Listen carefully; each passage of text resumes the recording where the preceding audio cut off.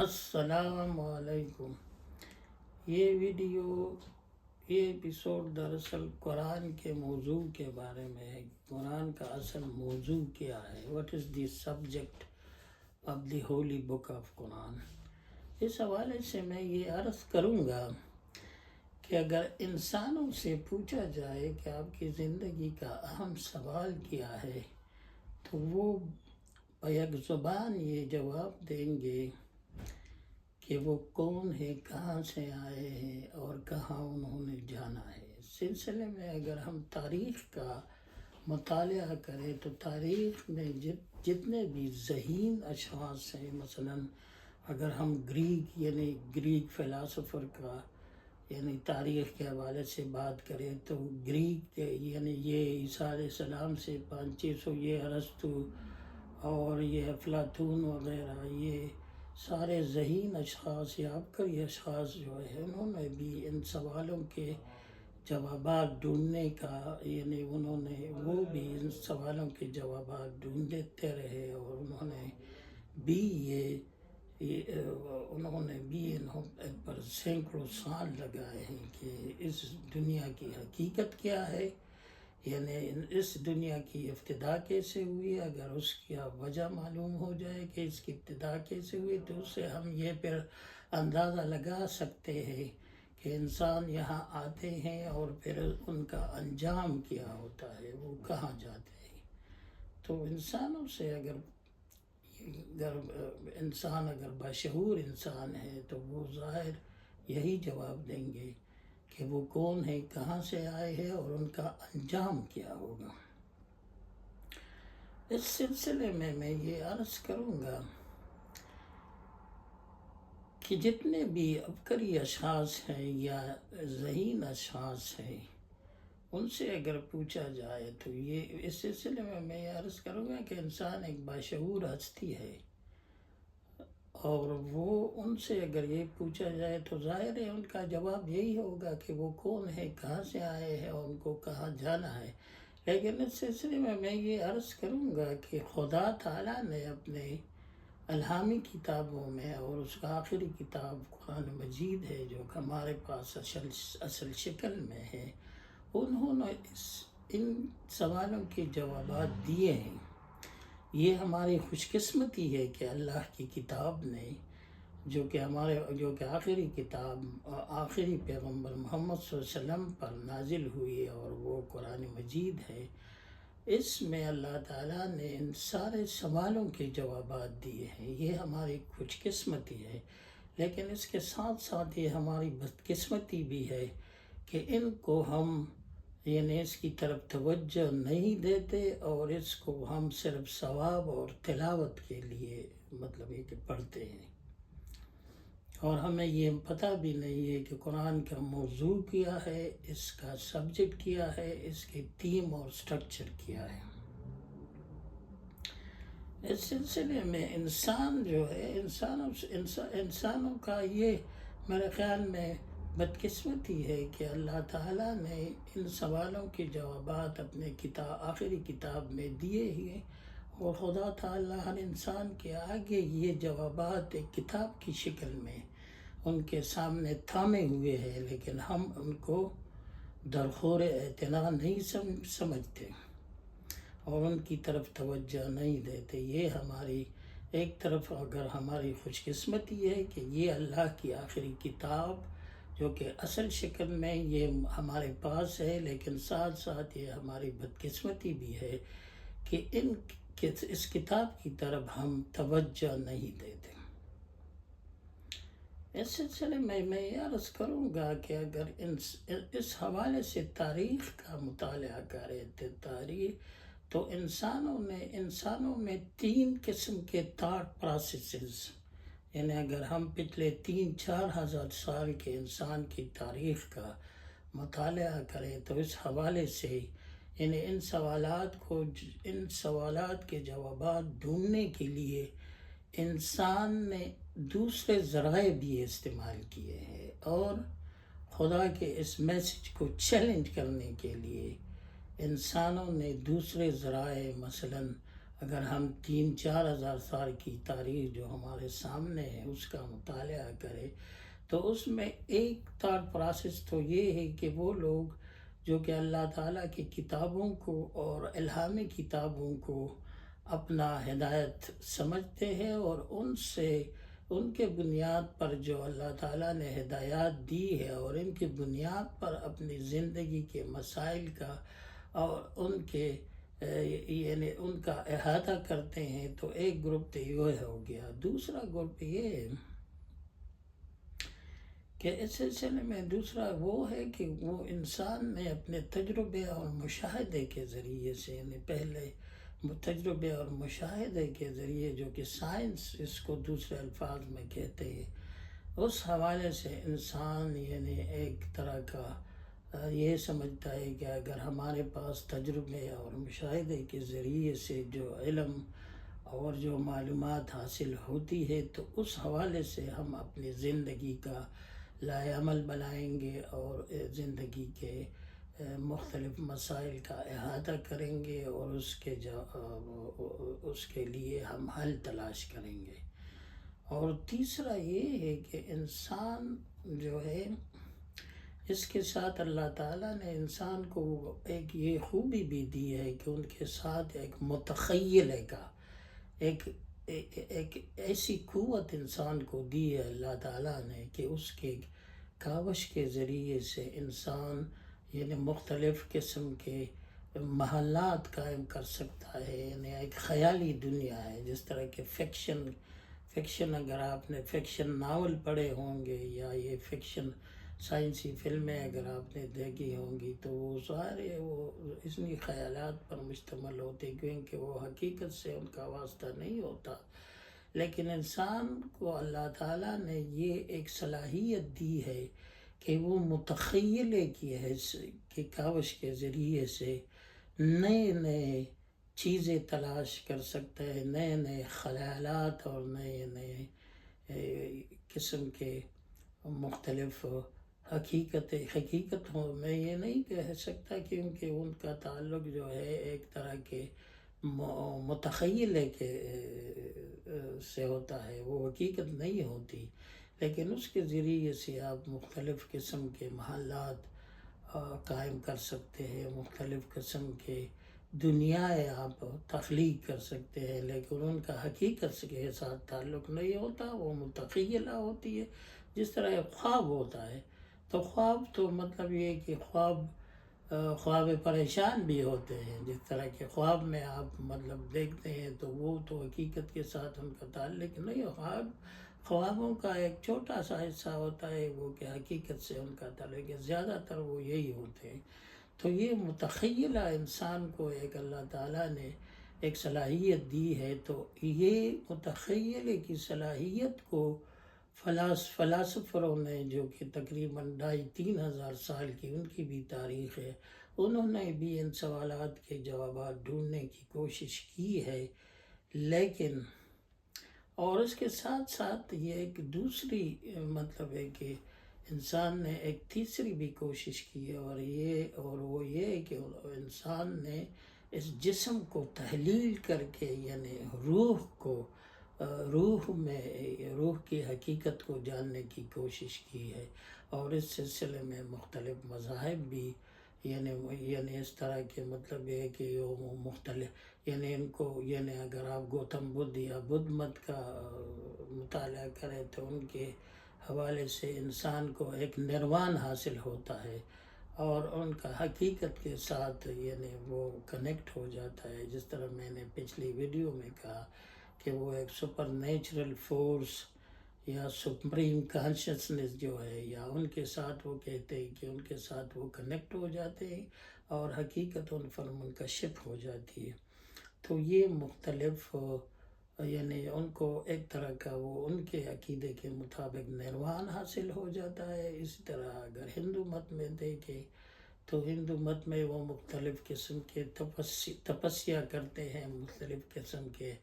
وہ اشعال کرتے ہیں، اور ان کا ایک اور نظریہ بھی ہے یعنی کہ انکارنیشن، یعنی وہ دوسری اور تیسری اور چوتھی، اس طرح کا وہ ان کا ایک عقیدہ ہے ان کے مذہب کے مطابق۔ اور اسی طرح اگر ہم صوفیانہ مذاہب کو دیکھیں تو ان کے حوالے سے مختلف ریاضتیں ہیں، تو اس کی وجہ سے مختلف صوفیانہ مذاہب جو ہے وہ وجود میں آ گئی۔ تو یہ 3 کیٹیگری ہے، انہوں نے بھی ان سوالات کے جوابات ڈھونڈنے کی کوشش کی ہے، لیکن حقیقت یہ ہے کہ اللہ کی کتاب نے جن سادہ ذریعے سے اور جن آسان ذریعے سے ان حقیقتوں کا اور ان سوالوں کا جوابات دیے ہیں، تو آپ یعنی کہ اندازہ نہیں لگا سکتے کہ یہ مطلب ہے کہ کتنے سادہ اور آسان الفاظ میں انہوں نے ان سوالات کے جوابات دیے ہیں۔ لیکن اگر انسان کی بدقسمتی ایک طرح سے ہوگی، اگر وہ ان کو یعنی ان میں اتر کر اور ان سوالات کا جوابات ڈھونڈنے کی کوشش نہیں کریں گے اور اس سے ایک طرح کی بے رخی سمجھتے ہیں اور اس کو درخور اطمینان نہیں سمجھتے۔ اس سلسلے میں یہ بھی عرض کروں گا کہ اس حوالے سے اگر ہم دنیا کے مغرب کے اور مشرق کے مختلف ذہین اشخاص کا اور عبقری اشخاص کا حوالہ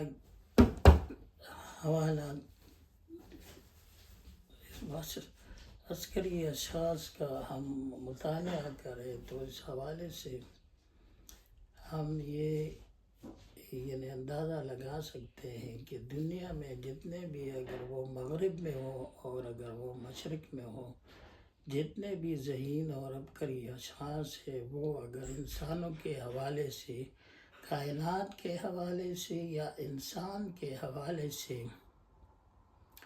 مختلف مسائل کا حل ڈھونڈنا چاہتے ہیں، تو اس سلسلے میں یہ عرض کروں گا کہ حقیقت یہ ہے کہ ان کے سامنے یہ ساری چیزیں ہوتی ہیں، یعنی ان کے سامنے یعنی تاریخ بھی ہوتی ہے، وہ تاریخ کا بھی مشاہدہ کرتے ہیں، وہ یعنی یہ سائنس کی جو تاریخ ہے، یعنی وہ مشاہدے اور تجربے سے جو علم حاصل ہوتا ہے ان کا بھی جائزہ لیتے ہیں، اور اس کے علاوہ جو صوفیانہ مذاہب ہیں، یعنی جو مشاہدے اور وہ باطنی مشاہدے کے ذریعے سے جو علم حاصل ہوتی ہے وہ بھی ان کے زیر نظر ہوتا ہے۔ لیکن بدقسمتی یہ کہ یہ اللہ تعالیٰ کی طرف سے جو کتابیں آئی ہیں، یعنی ہمارے پاس جو آخری کتاب ہے یعنی کہ قرآن مجید، اس کو وہ درخور اعتنا نہیں سمجھتے، اور یہ سمجھتے ہیں کہ ان مسائل کے ساتھ ان کا کوئی ڈائریکٹ اس کا واسطہ نہیں ہوتا۔ یہ تو صرف لوگوں کو نماز اور روزہ اور اس طرح کی چیزیں بتانے کے لیے ہے، اور اس طرح کے بڑے مسائل جو دنیا میں ہے، جو کہ کائنات کے حوالے سے ہے یا جو انسان کے حوالے سے، ان میں ان کتابوں کا کوئی عمل دخل نہیں ہے۔ اس سلسلے میں یہ بھی عرض کروں گا کہ اگر ہم یہ دیکھیں کہ یعنی کہ ایک یہ سوال کریں کہ یہ جو قرآن یعنی قرآن کے حوالے سے اگر ہم قرآن کو اسٹڈی کرتے ہیں تو ہمیں یہ پتہ ہونا چاہیے، یعنی جو بھی کتاب ہو اس کا ایک پس منظر ہوتا ہے، یعنی کہ وہ کتاب کس پس منظر میں یعنی کہ وہ بات کر رہا ہے۔ ظاہر ہے ہر کتاب جو ہے، ہر مصنف جو ہے، وہ جو بھی بات کرتا ہے انسانوں سے تو وہ انسانوں کے حوالے سے بات کرتا ہے، وہ ایک خاص پس منظر میں کھڑا ہوا ہے، اور اس کے پیچھے سے تاریخ کا ایک پس منظر ہوتا ہے، اس میں وہ بات کر رہا ہوتا ہے۔ تو اس سلسلے میں ہماری بدقسمتی یہ ہے کہ ہم قرآن سے اس لیے متعلق نہیں ہو سکتے کہ ہمیں یہ پتہ نہیں ہوتا کہ قرآن کا موضوع کیا ہے اور اس کا تھیم اور سٹرکچر کیا ہے، اور قرآن یعنی کہ کس پس منظر میں اس کی نزول ہوئی ہے۔ جس طرح اگر ہم یہ مثلا مثال میں یہ دیتا ہوں کہ جس طرح کارل مارکس نے یعنی کہ 1867 میں نے پولیٹیکل اکانومی کے حوالے سے یعنی ایک کتاب لکھی، یعنی کہ ڈاس کیپٹل، اس کو کیپٹل بھی کہتے ہیں، اور وہ 3 جلدوں میں تھی۔ پہلی جلد انہوں نے 1867 میں لکھی، 1881 میں تو پھر ان کا انتقال بھی ہو گیا، لیکن 1883 اور 1894 میں پھر اس کی دوسری اور تیسری جلد بھی شائع ہو گئی۔ لیکن جن حالات میں انہوں نے یہ ڈاس کیپٹل کتاب لکھی تو اس وقت ایک سرمایہ دارانہ نظام کے خلاف ایک جدوجہد تھی اور غربت تھی، اور ایک طرف کا یعنی کہ معاشرے میں ایک گھٹن اور اس طرح کی کیفیت تھی سرمایہ دارانہ نظام کے خلاف۔ تو اس حوالے سے انہوں نے یہ ڈاس کیپٹل لکھی اور مارکسزم کا انہوں نے ایک نظریہ پیش کیا۔ تو اس حوالے سے اگر ہم یہ جاننے کی کوشش کریں کہ قرآن کس پس منظر میں نازل ہوئی، قرآن کو تو ہم صرف تلاوت کے لیے اور ایک ثواب کے طریقے سے ہم پڑھتے ہیں، لیکن ہم اس سے اس لیے متعلق نہیں ہوتے کہ ہمیں یہ پتہ نہیں ہوتا کہ اس کا پس منظر کیا ہے، یہ کس پس منظر میں نازل ہوئی ہے۔ تو اس حوالے سے اگر ہم قرآن مجید کا مطالعہ کریں تو قرآن مجید کے یعنی پیغمبر صلی اللہ علیہ وسلم کے مخاطبین 3 قسم کے، ایک مشرکین تھے اور ایک اہل کتاب تھے۔ تو اہل کتاب میں پھر عیسائی بھی تھے اور یہود بھی تھے، کہ ان دونوں یعنی اہل کتاب تھے، یعنی عیسائی تو عیسیٰ علیہ السلام کی قوم تھے، اور یہودی ظاہر ہے موسیٰ علیہ السلام کی قوم تھے، اور ان کو تورات بھی آئی تھی، پھر زبور بھی آئی تھی، اور پھر انجیل بھی ہی یہودیوں کو آئی تھی، لیکن انہوں نے عیسیٰ علیہ السلام کو نہیں مانا بلکہ ان کو صلیب پر چڑھانے کی کوشش کی، اور قرآن کے مطابق اللہ تعالیٰ نے ان کو بھی فرشتوں کے ذریعے سے بچا لیا۔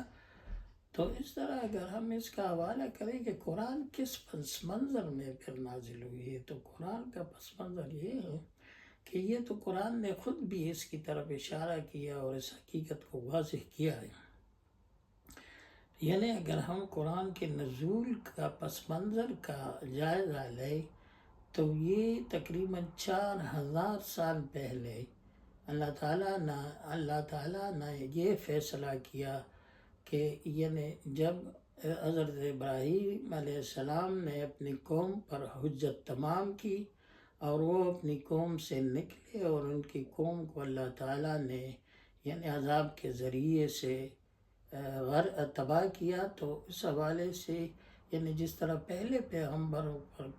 کے قوموں پر عذاب نازل ہوتی تھی تو پیغمبر اس قوم سے پہلے سے خدا کی ہدایت کے مطابق نکل جاتے تھے، اسی طرح یعنی ابراہیم علیہ السلام کی قوم کو اس کی قوم یعنی بابل کی قوم تھی، اور یہ عراق کے علاقے اورم میں تھے، اور ادھر جب انہوں نے اپنی قوم پر اللہ کی حجت تمام کر دی اور اس کی قوم نے خدا کی ہدایت کو ریجیکٹ کیا، تو پھر اللہ کی ہدایت کے مطابق ابراہیم علیہ السلام اس قوم سے نکلے، لیکن اس کی قوم تو اللہ تعالیٰ نے پھر تباہ کر دیا عذاب کے ذریعے سے، لیکن ابراہیم علیہ السلام کو یعنی اس دنیا سے پھر اٹھا نہیں لیا بلکہ ان کو ایک دوسری مشن حوالے کر دی، اور یہ مشن یہ انہوں نے حوالے اللہ تعالیٰ نے کر دی کہ جس طرح اللہ تعالیٰ نے یہ فیصلہ کیا تقریباً 4000 سال پہلے کہ میں کچھ علاقوں کو اپنے لیے خاص کر دوں گا، اور اس کو یعنی مذہب کے حوالے سے ان کو تقدیس کہتے ہیں، یعنی جن جگہوں کو اللہ تعالیٰ اپنے لیے خاص کرتے ہیں تو ان کو تقدیس کا پھر الفاظ استعمال ہوتے ہیں یعنی مذہب کے حوالے سے۔ تو اس حوالے سے ابراہیم علیہ السلام کو ایک دوسری مشن حوالہ کیا اور ان کو یہ حکم کیا کہ آپ اپنی اولاد میں سے کچھ کو کنعان میں یعنی جو آج کل اس کو ہم فلسطین کہتے ہیں ادھر یعنی آباد کرے، اور کچھ کو اپنی اولاد میں سے جزیرہ نمایاں عرب میں یعنی جو سعودی عرب کا علاقہ ہے جزیرہ نمایاں ادھر یعنی کہ آباد کریں۔ تو اسی طرح اللہ تعالیٰ کے فرمان کے مطابق ابراہیم علیہ السلام نے اپنے بیٹے اسحاق کو ادھر کنعان میں آباد کیا، اور ادھر جزیرہ نمایاں عرب میں انہوں نے حضرت اسماعیل علیہ السلام کو آباد کیا۔ تو اسحاق علیہ السلام کی اولاد میں سے پھر یعقوب علیہ السلام تھے، اور پھر یہ یوسف علیہ السلام، یہ تو ہمارے سامنے یعنی بنی اسرائیل کے پیغمبر کے نام سے پھر ان کو یاد کیا جاتا ہے، لیکن حضرت یعقوب علیہ السلام کا لقب چونکہ اسرائیل تھا تو اس وجہ سے یہ قوم پھر بنی اسرائیل کہلانے لگی۔ اور ادھر جزیرہ نمایاں عرب میں حضرت اسماعیل علیہ السلام کو آباد کیا، تو ادھر پہلے سے ایک عبادت گاہ موجود تھی، یعنی یہ جو حرم یا مسجد حرام جس کو ہم کہتے ہیں، یا مکہ جس کو ہم کہتے ہیں، یہ یعنی مسجد حرام ایک عبادت گاہ پہلے سے تھی، لیکن وہ وقت کے ساتھ منہدم ہو گئی تھی، اور اس کی صرف بنیادیں تھی، یعنی لوگوں نے اس کے پتھر وغیرہ وہ سب بھی وہ اٹھا لیے تھے، وہ بھی لے گئے تھے، لیکن کچھ ان کے یعنی کہ اس طرح کے نشانات، یعنی ان کے جو بنیاد وغیرہ تھے وہ کچھ اس طرح کے باقی تھے۔ پھر اللہ تعالیٰ نے حضرت ابراہیم علیہ السلام کو یہ حکم دیا، جس طرح کہ قرآن میں بھی ہے، کہ اس کو دوبارہ آپ تعمیر کرے، اور ادھر اسماعیل علیہ السلام کو اس کی تولیت کی ذمہ داری دے دے۔ تو اسی حکم کے مطابق پھر ابراہیم علیہ السلام نے ادھر یہ مسجد حرام، یہ 4000 سال پہلے کی بات ہے، یعنی تقریباً اس کو 4000 سال گزرے، انہوں نے اللہ تعالیٰ کے حکم کے مطابق جو ہے نا ادھر اسماعیل علیہ السلام جو ان کے دوسرے بیٹے تھے اس کو آباد کیا، اور اس کو یعنی اور ادھر انہوں نے مسجد حرام کی تعمیر نو بھی کی تھی، اور ادھر پھر انہوں نے حج اور دوسرے مناسک جتنے بھی تھے وہ خود بھی سیکھے، اور وہ اپنے اولاد کو بھی سکھائے، اور اس کو یعنی عالمی سطح پر بھی یعنی اللہ تعالیٰ کے مراسم عبودیت کی حیثیت سے عالمی سطح پر بھی ان کو پھر جاری کیا۔ تو اس طرح سے یہ ان کا ایک پس منظر ہے، کہ اگر آپ کو یہ پس منظر پھر معلوم نہ ہو تو پھر پس منظر کے بغیر جب آپ قرآن پڑھیں گے تو قرآن کے بہت سا حصہ، بہت سے حوالے جو ہے وہ پھر تقریباً irrelevant ہو جاتے ہیں۔ تو اس طرح میں نے کہا کہ اللہ تعالیٰ جو بھی مصنف ہوتا ہے وہ اگر تاریخ میں کھڑا ہے تو تاریخ میں ظاہر ہے وہ انسانوں سے بات کرا ہے، تو وہ ایک خاص تاریخ میں کھڑا ہے، اور اس کے پشت پر ایک تاریخ ہوتی ہے، اس کے حوالے سے وہ بات کرتے ہیں۔ تو اس طرح اگر ہمیں یہ پتہ نہ ہو کہ یہ قرآن کس یعنی جزیرہ نمایاں عرب میں کس وجہ سے یہ نازل ہوئی اور اس کا پس منظر کیا تھا، تو اگر پس منظر آپ کو واضح نہ ہو، جس کوئی بھی کتاب ہو آپ اس کو پڑھتے ہیں، وہ دنیا کی کوئی کتاب ہو اور اس کا پس منظر آپ پر واضح نہ ہو تو اس کو آپ پوری طرح سمجھ نہیں سکتے، اور پھر اس کے مخاطبین کو آپ نہیں سمجھ سکتے، کیونکہ قرآن کے مخاطبین تو ایک طرح کے مشرکین تھے، اور مشرکین کون تھے؟ یہ بنی اسماعیل تھے، یہ یعنی کہ اسماعیل علیہ السلام کی اولاد میں سے، اور قریش بھی بنی اسماعیل تھے، اور پیغمبر صلی اللہ علیہ وسلم کی پیدائش بھی بنی اسماعیل میں ہوئی تھی، وہ حضرت اسماعیل علیہ السلام کے اولاد میں سے ہمارے آخری پیغمبر محمد صلی اللہ علیہ وسلم جو ہے ان کا نزول ہوا۔ تو اس طرح سے یہ تاریخ اگر آپ اس کو تاریخ کے منظر میں نہیں دیکھیں گے تو اس طرح سے آپ کو اس کا یہ جو ہے حوالہ آپ کو نہیں یعنی صحیح طرح سے اس کو پھر آپ اللہ تعالیٰ کی کتاب کو یا جو کوئی بھی کتاب ہو اس کو آپ پھر سمجھ نہیں سکتے۔ اس سلسلے میں مزید یہ بھی عرض کروں گا کہ تاریخ میں پھر بھی دو قسم کی تاریخ ہوتی ہے، یعنی اس کو اگر ہم اس طرح تھے کہ ایک تاریخ تو یہ ہے کہ ایک اسٹیبلش ہسٹری ہوتی ہے، جس طرح اگر ہم پاکستان کے حوالے سے بات کریں گے تو پاکستان کے حوالے سے اگر ہم بات کریں گے، اور میں کوئی بھی بات کرتا ہے کہ پاکستان یعنی کب بنا اور قائد اعظم کون تھے اور کب بنا، کیسے بنا، اور تحریک پاکستان، تو اس طرح میں یہ تو نہیں کہوں گا، یعنی ہر ایک بات کے ساتھ اس کا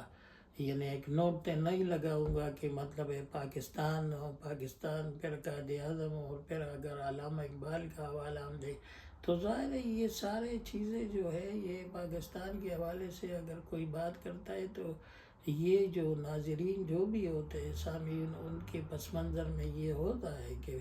ان کے پس منظر میں یہ بات واضح ہوتی ہے کہ پاکستان کے حوالے سے اگر بات ہوتی ہے تو اگر قائد اعظم کا نام لیا تو وہ بھی لوگ ان سے جانے پہچانے ہیں، اور علامہ اقبال سے بھی لوگ، اور پاکستان کب بنا اور کیسے بنا اور تحریک پاکستان کس طرح، تو یہ بڑی بڑی باتیں ہیں اور اس کو ہم اسٹیبلش ہسٹری کہتے ہیں۔ اس طرح اگر ہم ہندوستان کے حوالے سے بات کریں گے، یعنی ہندوستان کے تاریخ کے حوالے سے، تو اگر ہم مغلوں کے حوالے سے بات کرتے تو یہ نہیں کہ مغلوں سے ادھر کو مطلب ہے کہ ظاہر ہے انہوں نے ادھر تقریباً 1000 سال تک یا 800 سال تک حکومت کی ہے، تو ظاہر ہے ہم لوگ ان سے اتنے تو واقف ہے، یعنی ان کے یعنی کہ ایک پس منظر میں یہ ہے کہ ادھر مغل جو ہے یا ان کی حکومت رہی ہے یا مسلمانوں کی حکومت رہی، اس حوالے سے اگر آپ بات کریں گے تو ایک تاریخ کا اسٹیبلش ہسٹری ہوتا ہے، جس کو ہم یعنی کہ مذہبی حوالے سے یہ نقل الکافہ کہتے ہیں کہ یہ اجماع اور تواتر سے، یہ بھی جس طرح قرآن اور اجماع اور تواتر سے، اور ہمارے دوسرے مذہبی ارکان جو ہے، روزہ ہے، حج ہے، زکوٰۃ ہے، یہ سارے، نماز ہے، یہ سارے بھی اجماع اور تواتر سے منتقل ہوئے، اور اسی طرح قرآن بھی اجماع اور تواتر سے منتقل ہوئے، اور اسی طرح یہ اسٹیبلش ہسٹری ہے جس کو میں نے اس طرح اگر ہم یعنی کہ دین کے حوالے سے، اسلام کے حوالے سے بات کریں گے تو ہم سب کو یہ پتہ ہے کہ پیغمبر صلی اللہ علیہ وسلم کی بعثت جو ہے وہ عرب میں ہوئی، اور وہ بنی اسماعیل میں ہوئی، اور وہ پیغمبر صلی اللہ علیہ وسلم کے دادا عبد المطلب تھے، اس کے والد عبداللہ تھے، تو یہ ساری چیزوں جو ہے، اور یہ ان کی بعثت بھی بنی اسماعیل میں ہوئی، یعنی اسماعیل علیہ السلام کی اولاد میں ہوئی، یہ تو تقریباً سب کو پتہ ہوتا ہے، تو یہ اجمالی سا علم ہوتا ہے، اس کو اسٹیبلش ہسٹری کہتے ہیں۔ باقی جس کو اخبار احاد کہتے ہیں، مثلا اگر ہم یہ کہیں کہ جہانگیر نے مطلب فلانا یا شاہ جہان نے فلاں تاریخ پر یا فلاں حوالے کے ساتھ کیا حکم دیا تھا، یا علامہ یعنی قائد اعظم کے حوالے سے کہ ان کی فلانا تقریر اس کی، تو یہ پھر تفصیلات ہیں۔ اسی طرح اگر ہم دین کے حوالے سے، اسلام کے حوالے سے بات کریں گے تو اگر ہم یہ کہیں کہ عبد المطلب جو ہے، انہوں نے جب پیغمبر صلی اللہ علیہ وسلم کی پیدائش کی خبر ان کو دی گئی تو انہوں نے پھر اپنی خوشی کا اظہار کس طرح کیا تھا، تو یہ پھر سارے اس کو اخبار احاد کہتے ہیں، اور یہ اسٹیبلش ہسٹری نہیں ہے۔ اس طرح دوسرے تیسرے واقعات تو ان میں پھر یہ تفصیل ہوتی ہے، یہ پھر 2 لوگ 3 لوگ 4 لوگ 10 لوگ اس کو روایت کرتے ہیں، تو اس میں پھر اختلافات ہوتے ہیں۔ اسی طرح جس طرح ہمارا حدیث کا ذخیرہ ہے، یہ بھی پیغمبر صلی اللہ علیہ وسلم کی یعنی زندگی کا اس طرح کا ہسٹوریکل ریکارڈ ہے، تو اس میں بھی اس طرح کی چھان بین ہوتی ہے، اور پھر نظر و نقد اس میں بھی ہوتی ہے، مختلف اس میں چھان بین کر کے پھر اس کا یعنی ایک طرح سے اس کو یعنی ایک طرح سے اس کو چھان بین کر کے اس کے پھر اتھینٹیکیشن کا وہ اتھینٹیکیٹ کیا جاتا ہے کہ کون سی حدیث جو ہے وہ حسن ہے، کون سی حدیث صحیح ہے، کون سی موضوع ہے۔ تو اس طرح یہ ایک تاریخ کا بھی ایک حوالہ اسٹیبلش ہسٹری ہوتی ہے، اور ایک حوالہ ان کا اخبار احاد کا ہوتا ہے۔ اس طرح اگر ہم یہ عرض کریں کہ یعنی کہ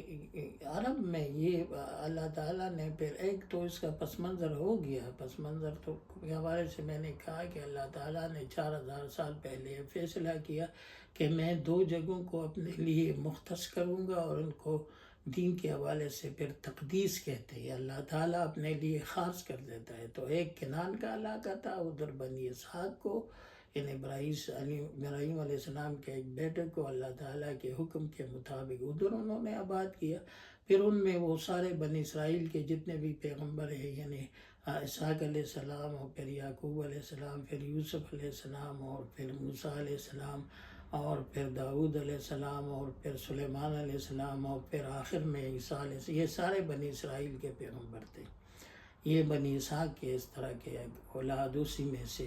اس شاخ میں سے یہ سارے پیغمبر۔ اور ادھر پیغمبر صلی اللہ علیہ وسلم جب زیر نما عرب میں حضرت اسماعیل علیہ السلام کو اللہ تعالیٰ کے حکم کے مطابق یعنی ابراہیم علیہ السلام نے آباد کیا، اور ادھر یعنی کہ مسجد حرام کی تعمیر نو بھی کی، ادھر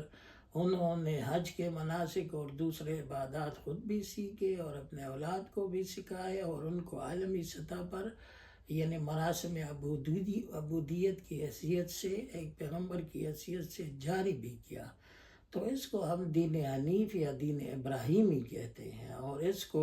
شاہ ولی اللہ نے بھی اپنے حجت اللہ البالغہ میں ایک باب اس پر باندھا ہے کہ یہ پیغمبر جو آخری پیغمبر ہے، یہ دین حنیف اور دین ابراہیمی اس پس منظر میں کھڑے ہو کر یہ آخری پیغمبر محمد صلی اللہ علیہ وسلم جو ہے یہ بنی اسماعیل میں تھے، اسماعیل علیہ السلام کے اولاد میں تھے، یعنی قریش بھی بنی اسماعیل تھے، اور اسی اولاد میں سے یہ خدا کے آخری پیغمبر جو ہے وہ اللہ کے آخری کتاب کا یعنی لوگوں کو یعنی کہ یہ بتا رہا ہے کہ یہ میں آخری پیغمبر ہوں، یہ خدا کی طرف سے آخری کتاب ہے۔ تو یہ بنی اسماعیل میں، تو یہ ان کا پس منظر ہوگا۔ اور اگر ہم یہ پوچھ لیں کہ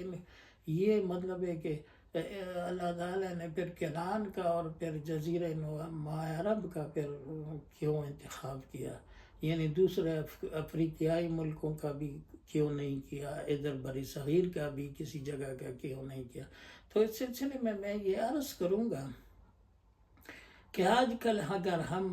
یعنی اس حوالے سے بات کریں تو آج کل تو یہ گلوبل ویلیج ہے، یعنی آپ دنیا کے کسی کونے میں بھی آپ بیٹھ جائیں تو آپ دنیا کے پوری دنیا سے آپ یعنی آسانی سے رابطہ قائم کر سکتے ہیں، مختلف ڈیجیٹل میڈیا، مختلف سوشل نیٹ ورک اور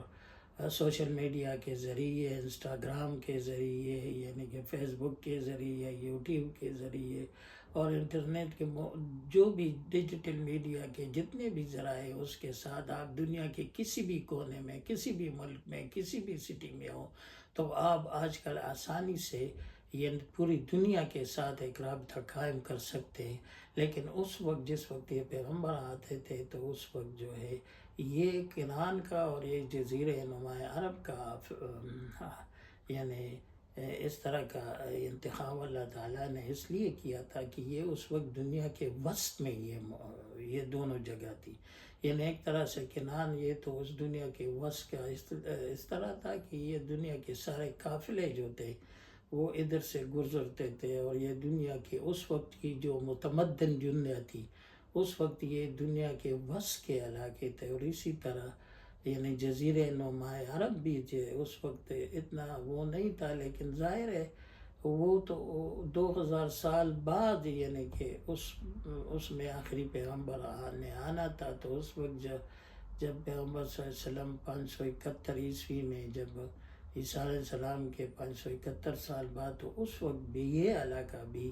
یعنی متمدن دنیا تھا، اور ادھر سے بھی دنیا کے مختلف قافلے گزرتے تھے اور مختلف قبائل کا آنا جانا تھا، اور یہ تجارتی ایک گزرگاہ تھی۔ تو اس لیے اللہ تعالیٰ نے پھر اس جگہ کا انتخاب کیا، تو یہ اس وجہ سے یہ انتخاب ہوا۔ اور اگر کوئی یہ کہے کہ تاریخ جو ہے وہ تو پھر مطلب ہے کہ ایک تاریخ کو اگر آپ تاریخ کے حوالے سے دین یا دینی حوالے کو آپ پسند، تو تاریخ ایک کمزور ذریعہ ہے، لیکن میں نے جس طرح آپ کو واضح کیا کہ تاریخ کے پھر 2 حصے ہیں، ایک اسٹیبلش ہسٹری ہے اور دوسرا جو ہے یہ اخبار احاد سے تعلق رکھتا ہے۔ تو اسٹیبلش ہسٹری تو یہی ہے کہ پیغمبر صلی اللہ علیہ وسلم کے مخاطبین یہ جانتے تھے کہ یہ پیغمبر صلی اللہ علیہ وسلم کی یعنی کہ وہ اس کی بعثت جو ہے بنی اسماعیل میں ہوئی ہے، اور ادھر یعنی کہ اس کے مخاطبین میں یعنی کہ عیسائی بھی تھے، یعنی اہل کتاب وہ تھے، یہودی بھی تھے۔ تو اس یہودیوں میں بھی پھر میں نے آپ کو کہا کہ ابراہیم علیہ السلام کے بنی اسحاق، جو اسحاق علیہ السلام ان کے بیٹے تھے، ان کے سارے رسول جو بنی اسرائیل میں آئے، یعنی اسحاق علیہ السلام، یعقوب علیہ السلام، اور پھر یوسف علیہ السلام، اور پھر اس کے بعد موسیٰ علیہ السلام، اور پھر اس کے بعد جو ہے داؤد علیہ السلام اور سلیمان علیہ السلام، اور پھر آخر تک عیسیٰ علیہ السلام بھی بنی اسرائیل میں تھے۔ لیکن یہودیوں نے چونکہ اس کو نہیں مانا اور اس کو صلیب پر چڑھانے کی کوشش کی، اور اللہ تعالیٰ نے اس کو فرشتوں کے ذریعے سے پھر ادھر سے بچا لیا، جس طرح کہ قرآن میں ہے وَمَا قَتَلُوهُمْ وَمَا صَلَبُوهُمْ وَلَٰكِنْ شُبِّهَ لَهُمْ۔ نہ آپ نے ان کو صلیب پر چڑھا دیا، نہ آپ نے ان کو صلیب دی، اور نہ آپ نے ان کو شہید کیا، بلکہ معاملہ آپ پر مشتبہ کر دیا گیا۔ جس طرح کہ ان کے حواریوں میں سے ایک حواری تھے، ان کی شکل اللہ تعالیٰ نے اس کی شکل کو عیسیٰ علیہ السلام کی شکل کے مشابہ کر دیا، اور اسی کو پھر انہوں نے یہودیوں نے جو ہے اس کو صلیب پر چڑھا دیا۔ تو اس طرح یہ معاملہ ان پر مشتبہ ہو گیا، اور فرشتوں کے ذریعے سے عیسیٰ علیہ السلام بھی بنی اسرائیل میں تھے۔ تو یہ ساری تاریخ جو ہے نا، یہ پیغمبر صلی اللہ علیہ وسلم کے پشت پر تھی، اس یعنی تقریباً 2000 سال کی تاریخ، بلکہ 2000 سال کی تاریخ بھی نہیں، 2600 سال کی تاریخ۔ پیغمبر صلی اللہ علیہ وسلم جب پیغمبر بنے اور وہ آخری کتاب ان کو یعنی کہ قرآن مجید ملی، تو 2000 کم از کم ابراہیم علیہ السلام یعنی 2100 قبل مسیح، یعنی عیسیٰ علیہ السلام سے 2100 سال پہلے تھے، اور 571 عیسوی میں پھر یعنی پیغمبر صلی اللہ علیہ وسلم کی بعثت ہوئی، اور 40 سال بعد ان کو پھر یعنی نبوت ملی۔ تو 600 سال تو تقریباً 610 سال یہ ہو گئے، اور 2100 سال ہو گئے، تو تقریباً 2710 سال یعنی ان کے پشت پر تاریخ تھی۔ اور اس تاریخ میں یعنی بنی اسرائیل کے اتنے پیغمبر تھے، تو یہ سارے پیغمبر یعنی خدا تعالیٰ تو فرماتے ہیں کہ میں نے سیدنا آدم سے لے کر محمد صلی اللہ علیہ وسلم تک ایک ہی دین بھیجا ہے، اور اس کا نام جو ہے اسلام ہے۔ جس طرح قرآن میں ہے کہ الیوم اکملت لکم دینکم واتممت علیکم وردیت لکم الاسلام دینا، کہ میں نے یعنی آج جو ہدایت دینی تھی اس کا یعنی آج اس کا وہ مکمل ہو گیا تھا، اور جو دین میں نے انسانوں کی ہدایت کے لیے منتخب کرنا تھا وہ اسلام ہی تھا۔ تو اس طرح یہ ہے کہ اللہ تعالیٰ تو فرماتے ہیں کہ اسلام شروع سے ہی تھا، تو یہ اسلام کے پیغمبر تھے، یعنی کہ بنی اسرائیل کی جو میں نے آپ کو کہا کہ 2700 سال تقریباً پیغمبر صلی اللہ علیہ وسلم کے پشت پر وہ پس منظر میں وہ تاریخ تھی۔ تو وہ تاریخ میں پھر یہ سارے پیغمبر ابراہیم علیہ السلام، اور پھر اسحاق علیہ السلام، اور پھر یعقوب علیہ السلام، پھر ان کے بیٹے یوسف علیہ السلام، اور پھر یعنی اس کے بعد 500 سال بعد پھر یہ موسیٰ علیہ السلام، اور پھر اس کے بعد یعنی عیسیٰ علیہ السلام سے تقریباً 1000 سال پہلے پھر یہ داؤد علیہ السلام، اور پھر سلیمان علیہ السلام، اور پھر یعنی کہ آخری پیغمبر جو بنی اسرائیل میں آئے وہ عیسیٰ علیہ السلام تھے، تو وہ بنی اسرائیل میں۔ تو یہ سارا تاریخ یہ پیغمبروں کی تاریخ تھی، اور پھر ان کے ساتھ کتابیں بھی تھی، یعنی کہ پیغمبر بھی تھے۔ تو